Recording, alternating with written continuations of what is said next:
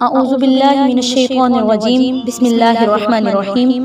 السلام علیکم ورحمۃ اللہ وبرکاتہ۔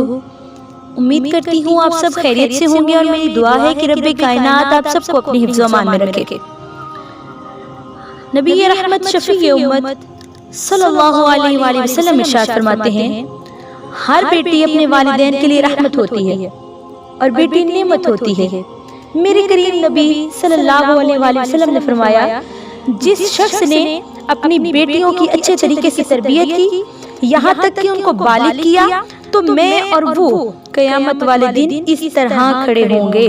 حضور صلی اللہ علیہ وآلہ وسلم نے اپنی شہادت والی اور درمیان والی انگلی ملا کر دکھائی۔ میرے لجپال نبی صلی اللہ علیہ وآلہ وسلم خود بھی اپنی بیٹیوں سے انتہا درجے کا پیار فرماتے تھے۔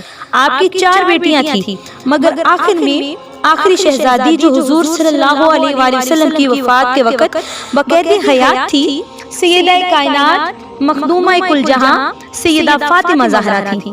سیدہ جب حضور صلی اللہ علیہ وآلہ وسلم کو ملنے کے لیے آتی تو حضور صلی اللہ علیہ وآلہ وسلم ان کے احترام اور محبت میں کھڑے ہو جاتے تھے اور ان کے لیے اپنی چادر بھی بچھا دیا کرتے تھے، اور بیٹی کو یہ مقام حضور صلی اللہ علیہ وآلہ وسلم کے آنے اور اسلام کے صدقے ملا، ورنہ حضور صلی اللہ علیہ وآلہ وسلم کے اعلان نبوت سے پہلے تو بیٹیوں کو زندہ درگور کیا جاتا تھا، بیٹیوں سے نفرت کی جاتی تھی، بیٹی کو عار سمجھا جاتا تھا، پیدا ہوتے ہی زندہ دفن کر دی جاتی تھی۔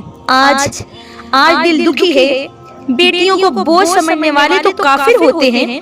جو بیٹی رحمت کی بجائے زحمت سمجھتے تھے وہ زمانہ جاہلیت کے لوگ تھے۔ آج ہم تو مسلمان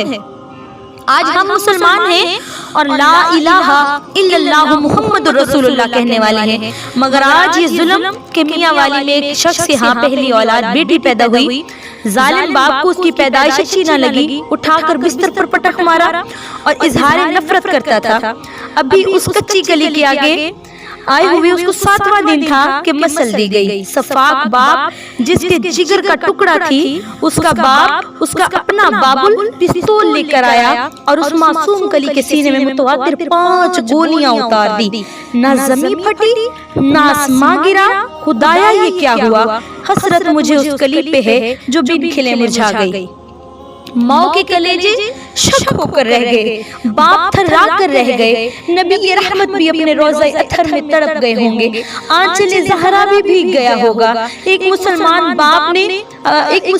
باپ اپنی فاطمہ کے ساتھ، اپنی سکینہ کے ساتھ یہ ظلم روا رکھا، یہ بربریت دکھائی، خداوندہ معاف فرمانا۔ میرے نبی صلی اللہ علیہ وآلہ وسلم کی تعلیم یہ تو نہ تھی، قرآن کا سبق یہ تو نہیں ہے، اسلام کا شعار یہ تو نہیں ہے، یہ روح انسانیت کا تو نہیں ہے، خداوندہ معاف فرمانا۔